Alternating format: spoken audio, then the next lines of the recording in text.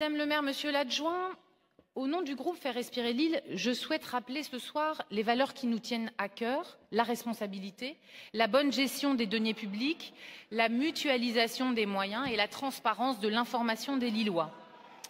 Avec cette délibération sur les assurances, la ville attribue ses nouveaux marchés d'assurance pour 6 ans à compter du 1er mars. C'est une dépense importante et nous voterons pour, bien entendu, mais cela ne nous empêche pas de rester vigilants face au contexte des assurances dans notre pays.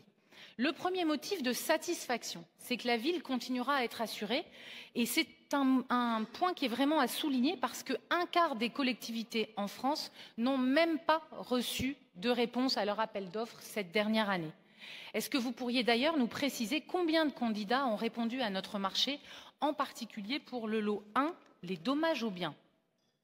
Aujourd'hui, 9% des collectivités s'auto-assurent, assurent seulement certains risques. Cela reflète une crise majeure du secteur, amplifiée par des sinistres très importants les dernières années.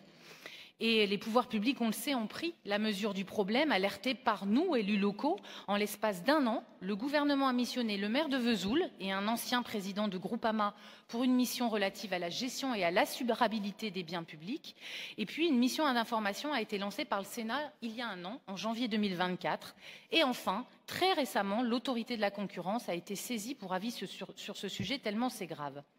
Ce marché, aujourd'hui, présente des caractéristiques très spécifiques, avec peu d'acteurs économiques en capacité d'assurer des collectivités et 2 acteurs qui, à eux seuls, représentent plus de 40% du chiffre d'affaires de ces prestations.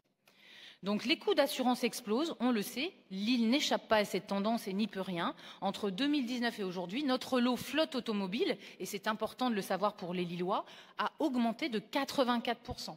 Les responsabilités civiles, 328%. Les dommages aux biens, 483%.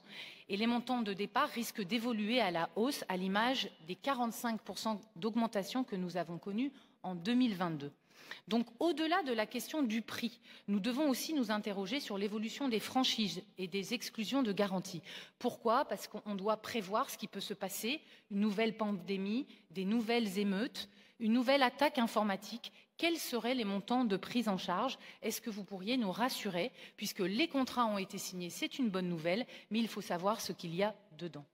Pour l'avenir, nous avons quelques propositions pratiques pour aller encore plus loin. Nous sommes constructifs, nous essayons d'apporter des solutions pour la bonne gestion de la ville. Alors d'abord, un allotissement peut-être plus précis en fonction du type de risque et de biens pour attirer de nouveaux acteurs si nous n'avions pas assez de concurrence. Ensuite, peut-être allonger le délai qui est à un minimum légal de 31 jours et que vous avez mis vraiment à ce minimum.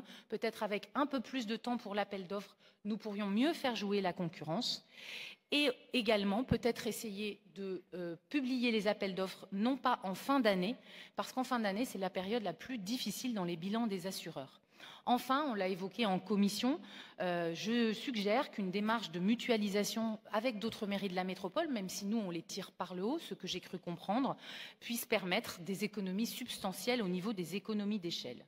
Et puis enfin, peut-être une réflexion sur la rationalisation de notre patrimoine municipal qui coûte cher à assurer, ne pas trop construire de nouveaux équipements, réutiliser nos équipements actuels, les rénover, parce que chaque mètre carré augmenté, c'est des coûts supplémentaires. Et entre 2019 et 2021, le patrimoine de la ville a augmenté de 3 500 mètres carrés.